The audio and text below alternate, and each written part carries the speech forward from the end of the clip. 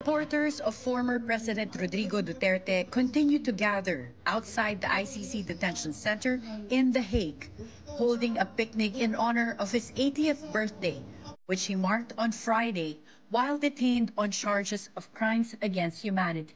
On Saturday, former Labor Secretary Silvestre Bello III joined the crowd, adding to the growing number of Duterte loyalists demanding his release.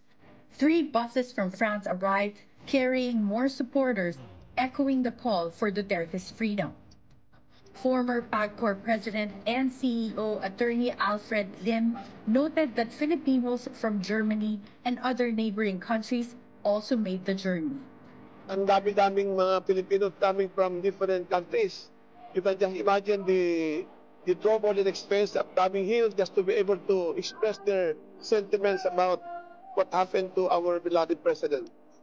Among them is Rhea Bustamante, who flew in from London, taking unpaid leave from work just to be there. I had to ask my manager for unpaid annual leave kasi wala na akong remaining na annual leave eh.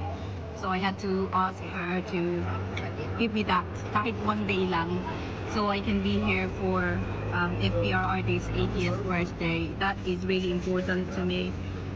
Make me happy and to even though he doesn't know na nandyan ako or ano man, at least I came and I know in myself na sumuporta ako sa kanya.